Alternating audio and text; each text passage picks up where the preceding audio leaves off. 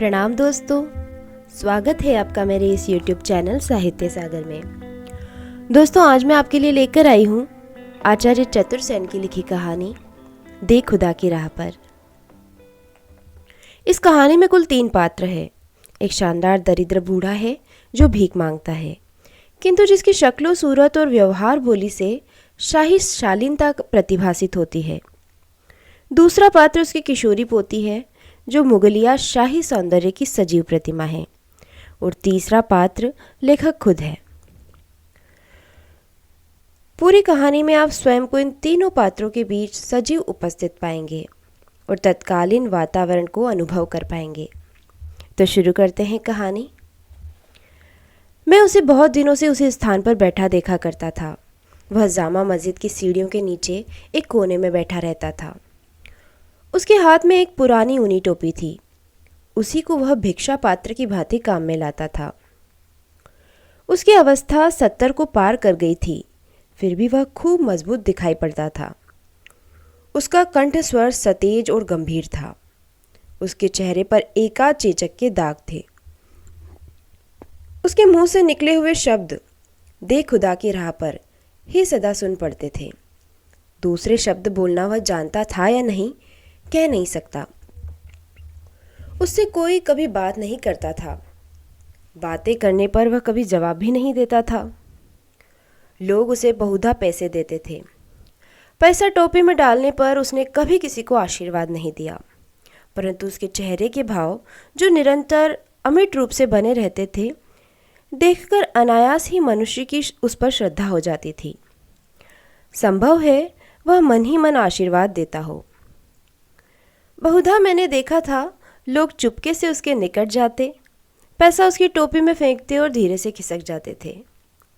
वह तो अपनी अनवरत गति से दे खुदा की राह पर की आवाज़ थोड़ी थोड़ी देर बाद लगाता रहता था। घर से दफ्तर जाने का मेरा रास्ता जामा मस्जिद होकर ही जाता था। जामा मस्जिद से ट्रॉम की प्रतीक्षा में कभी कभी मुझे कुछ देर अटकना पड़ता था। वह सीढ़ियों के जिस नुक्कड़ पर बैठता था, वहाँ मैं ट्रॉम की प्रतीक्षा में खड़ा रहता था।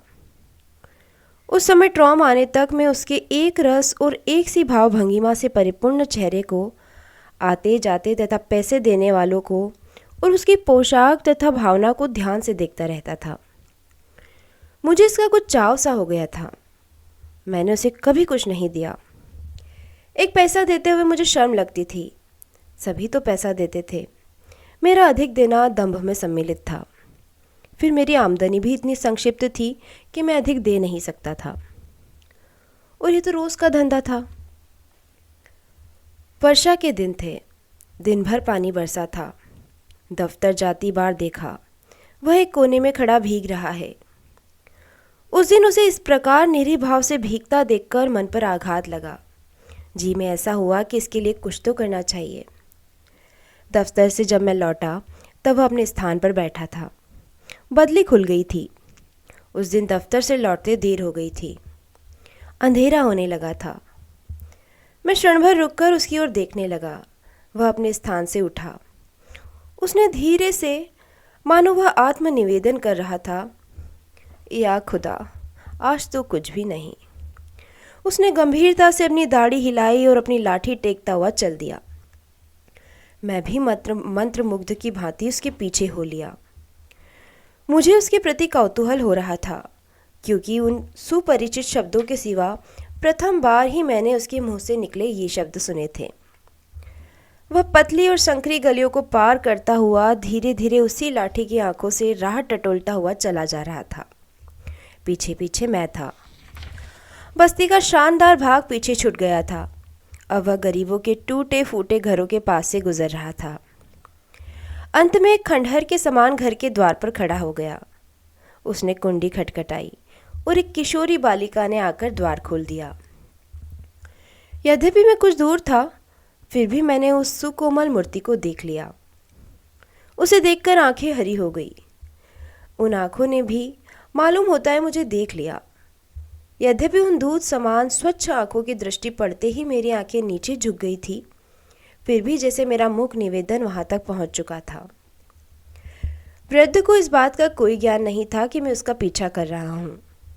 वे दोनों भीतर चले गए। दरवाज़ा बंद हो गया। मैं फिर भी खड़ा सोचता रहा, ये अंधा बूढ़ा भिखारी कौन है और उसके साथ यह अनंत सुंदरी बाला कौन है। मेरी दृष्टि बंद द्वार पर थी। द्वार खुला। वे ही आंखें एक बार दोलायमान होकर मेरे मुख पर अटक गई। मैं चमत्कृत होकर देखने लगा। उसने संकेत से मुझे निकट बुलाया और कहा, आप बाबा से कुछ कहना चाहते हैं? मैंने बिना सोचे ही जवाब दिया, हाँ, मैं उनसे कुछ बात करना चाहता हूँ। आप आइए। वो पीछे हट गई। मैं भीतर चला गया। मेरे भीतर आने पर द्वार बंद कर लिया। भीतर से घर काफ़ी बड़ा था। मकानियत तो कुछ न थी, मैदान काफ़ी था। उसमें एक नीम का पेड़ भी था। घर हर तरफ साफ था। वृद्ध फकीर एक चटाई पर चुपचाप बैठा था। बालिका ने कहा, बाबा, ये आए हैं। बूढ़े ने दोनों हाथ फैलाकर कहा, आइए मेरे मेहरबान। मुझसे रज़िया ने कहा कि आप मेरे पीछे पीछे आ रहे थे और दरवाजे पर खड़े थे। कहिए, मैं आपकी क्या खिदमत बजा सकता हूँ? बैठिए।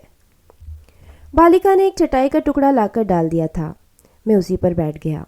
मैंने कहा, मैंने इस तरह आपको जो तकलीफ़ दी उसके लिए मैं माफ़ी चाहता हूँ। दरअसल मेरा कोई काम नहीं है, मगर मैं आपको अरसे से जामा मस्जिद पर देखता हूँ। मैंने आपको कभी कुछ नहीं दिया, लेकिन आज उठती बार आपके मुंह से यह सुनकर कि आज कुछ नहीं, मैं अपने को काबू में न रख सका। एक पैसा आप जैसे संजीदा बुजुर्ग के हाथ में रखते शर्म आती थी। ज़्यादा की औकात नहीं है, पर आज तो इरादा ही कर लिया, मगर हिम्मत न हुई कि आपको आवाज़ दूँ। यही सोचते यहाँ तक चला आया। बूढ़े ने संतोष से सारी बातें सुनी। फिर उसने आकाश की ओर अपने दृष्टिविहीन नेत्र फैलाकर कहा, शुक्र है अल्लाह का, दुनिया में आप जैसे फरिश्ता ख्यालात इंसान हैं। खुदा आपको बरकत दे। आप शायद हिंदू हैं? जी हाँ, मैंने धीरे से कहा और 1 रुपया निकालकर बूढ़े के हाथ पर रख दिया। रुपया हाथ से छूकर बूढ़े ने कहा, खुदा आपको खुश रखे, मगर मैं अपने घर पर भीख नहीं लेता। खुदा के घर के कदमों पर बैठकर ही भीख लेने की ज़रूरत कर सकता हूँ, वो भी खुदा की राह पर। यहाँ तो मेरा फ़र्ज़ है कि मैं आपकी जहाँ तक हो मेहमान नवाजी करूँ। ये कहकर बूढ़े ने रुपया वापस मेरी तरफ सरका दिया। इसके बाद रज़िया को पुकार कर कहा, बेटी, इन मेहरबान की कुछ तवाज़ा तो ज़रूर करनी चाहिए। ये हिंदू हैं और कुछ तो न खाएंगे। इलायची घर में हो तो ज़रा दे दो। रज़िया 2 इलायची ले आई। वह घुटनों के बल मेरे सामने बैठ गई। उसने अपनी सुनहरी हथेली मेरे सामने फैला दी। उस पर 2 इलायचियाँ धरी थी। उसने मुस्कुराकर कहा, इलायचियाँ लीजिए। घर में तश्तरी नहीं है। घर में तश्तरी नहीं है, ये शब्द उसने कंपित कंठ से कहे। बूढ़े की आंखों में आंसू भर आए। उसने कहा, तश्तरी नहीं है तो उसका रंज क्यों बेटी? उसने फिर आंसू पोंछकर कहा, मेहरबान, बिटिया की नज़र कबूल कीजिए, जिससे मेरी और मेरे ख़ानदान की इज्जत बढ़े। मैंने इलायचियाँ ले ली। मैं इस फेर में पड़ा, क्या सचमुच बूढ़े का कोई ख़ानदान भी है? रुपया देने के कारण मैं लज्जित हो रहा था। मैंने कहा, क्या मेहरबानी करके आप अपने कुछ हालात बताएंगे, और कोई ऐसा काम भी जिसे करके मैं आपकी कुछ खिदमत बजा लाऊं। बूढ़े ने कहा, पिछले 9 वर्षों से यह मैं आपसे आज बातें कर रहा हूँ।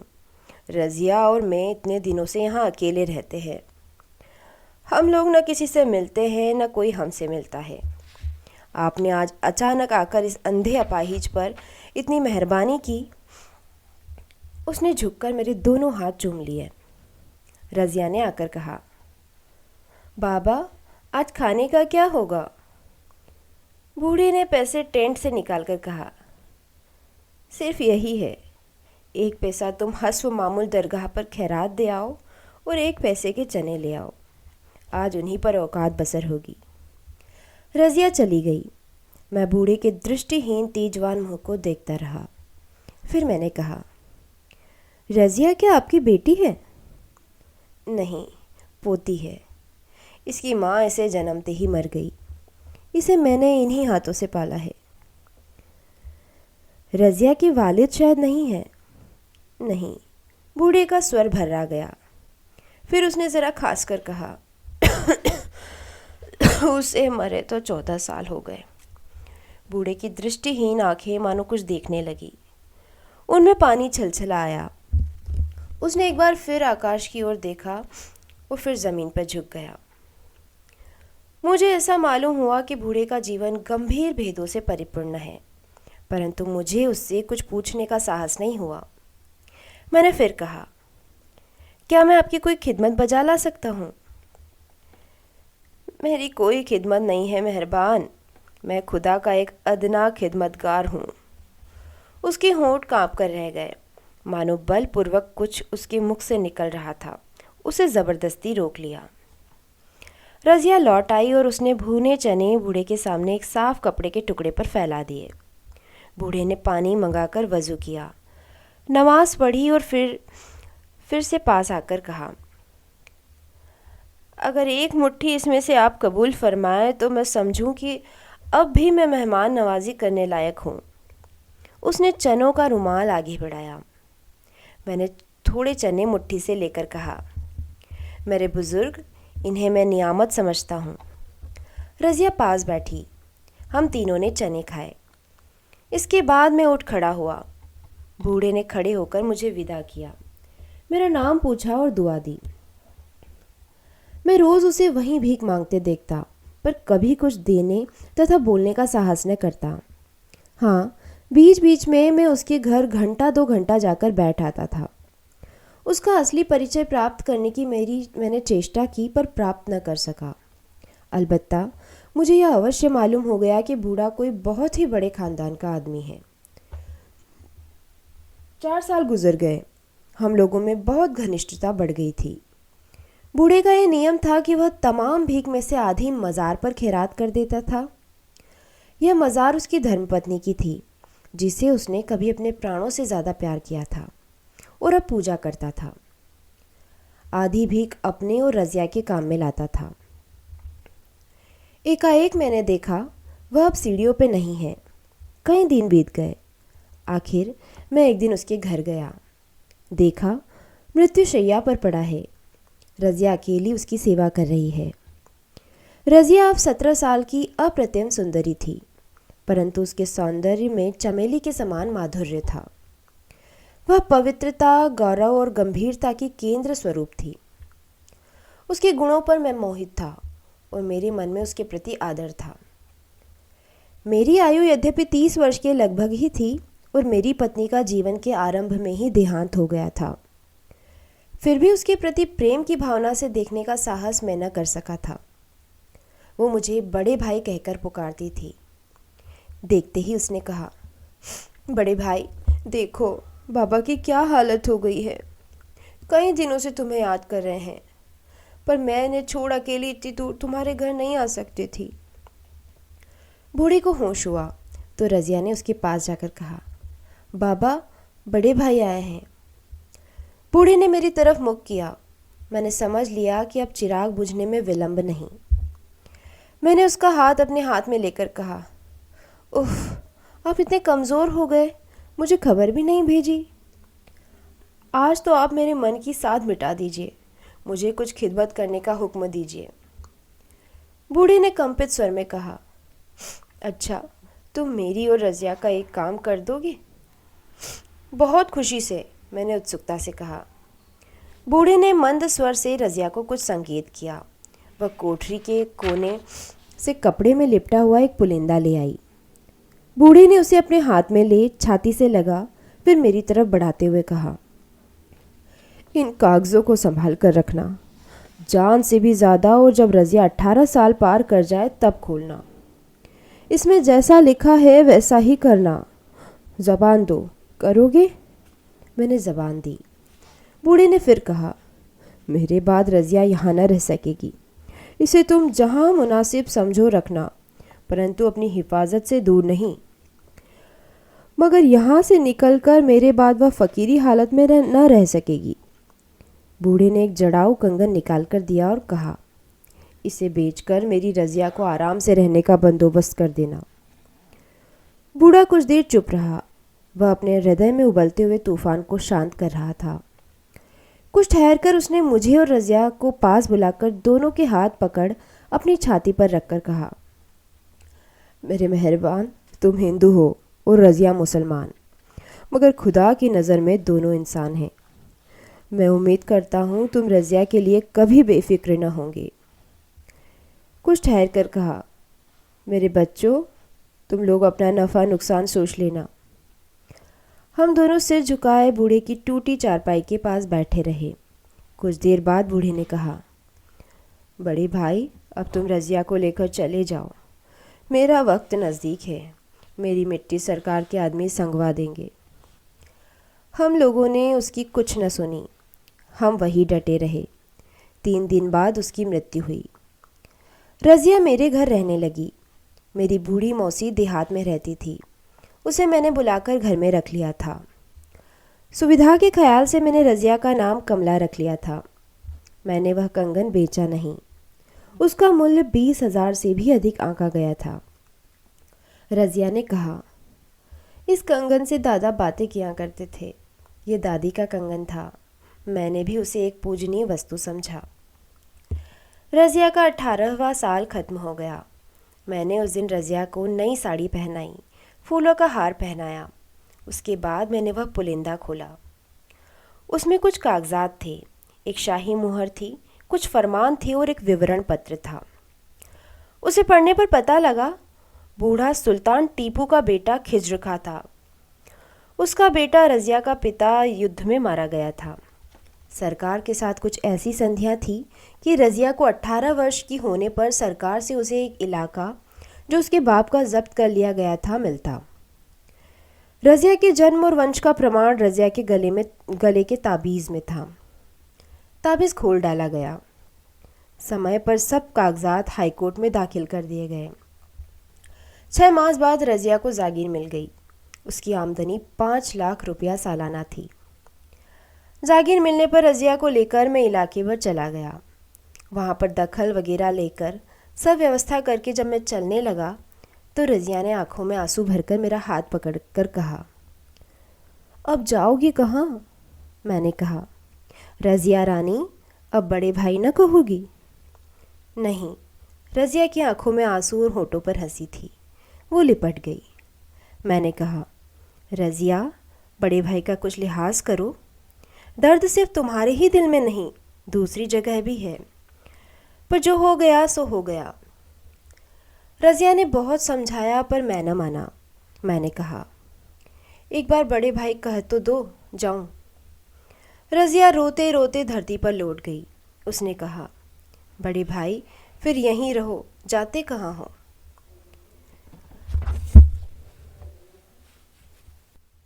बहन के घर कैसे रहूं? रज़िया ने आंसू पोंछकर कहा। तब जाओ बड़े भाई। मैं घर चला आया। वही मेरी नौकरी थी। मेरे रोम रोम में रज़िया थी और रज़िया के रोम रोम में बड़े भाई। आज 30 साल इस घटना को हो गए हैं। रज़िया की आयु 50 वर्ष की हो गई है। मैं 63 को पार कर चुका हूँ।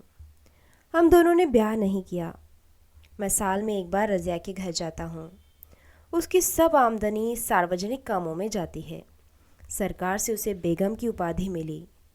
अब मुझे पेंशन मिलती है। बूढ़े शहजादे का वह चित्र सदैव मेरी आंखों में रहता है। दोस्तों, कहानी यहीं समाप्त होती है। कहानी आपको कैसी लगी मुझे कमेंट बॉक्स में लिखकर ज़रूर बताइए। दोस्तों, अगर मेरे द्वारा सुनाई गई कहानी आपको पसंद आ रही है तो प्लीज़ मेरे चैनल को सब्सक्राइब कीजिए और अपने दोस्तों तथा परिचितों में शेयर भी कीजिए। आपका बहुत बहुत धन्यवाद।